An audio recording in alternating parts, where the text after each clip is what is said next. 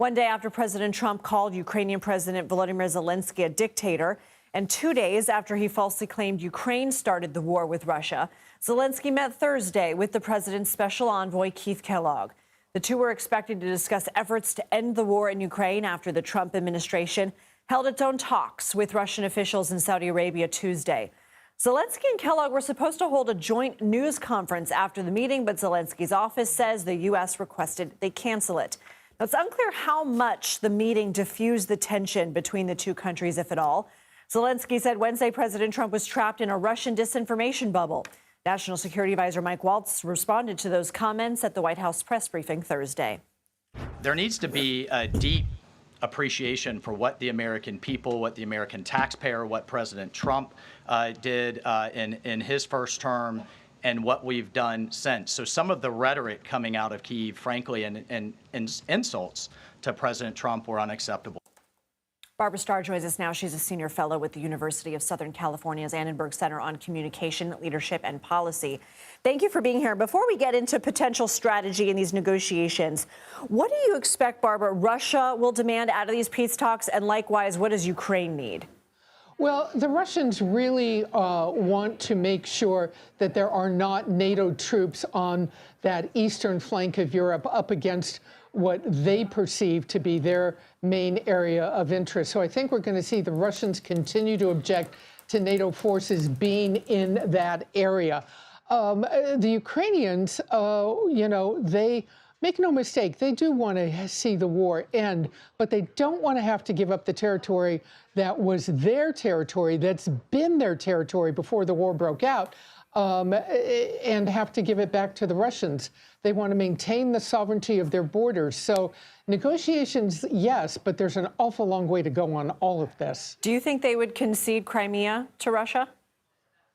Well, they don't want to, but they may. That might be the one place they might have to, because, of course, the Russians have basically controlled that since 2014.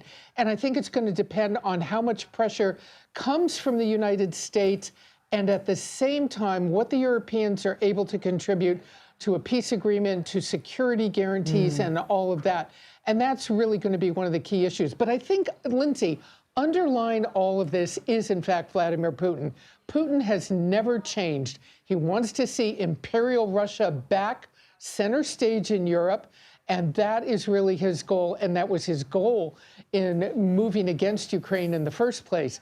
So there's no indication that Putin is backing off, no indication he's not going to try very hard to get everything he wants, especially out of the Trump administration, which so far is not specifying what it expects Russia to give up in these negotiations. You say Putin hasn't changed. It appears the U.S. policy toward Russia and Ukraine have a stark reversal in terms of how the United States views and treats Ukraine versus Russia. Is this a negotiating tactic? Well, it might be, but that's not really clear yet, and it's not really come out as a negotiating tactic. I think what we heard the National Security Advisor say on our air a few minutes ago indicates what President Trump wants is first and foremost is to see some major expression of thank you from Zelenskyy for all that the U.S. has done. But remember, what the U.S. has done is not only to support Ukraine with all of these weapons and this aid, but also to keep Europe sovereign, to keep Putin from being able to take the next step and move against one of the European countries on that eastern flank. So you mentioned the Europeans. We know French President Emmanuel Macron, UK Prime Minister Keir Starmer will visit the White House next week. What are you expecting from that meeting? I think they're going to push President Trump to take a harder tone on Putin, to try and press for Putin to be able to give up something, which is really the big thing we haven't seen yet. Trump has called Zelenskyy a dictator. He has not called Putin a dictator. He said that Zelenskyy started the war. I think the Europeans want to see some expression from Donald Trump that he also holds Russia responsible for starting this war in the first place. Barbara Starr, I'm a longtime listener, first-time caller. Thank you. Thank you.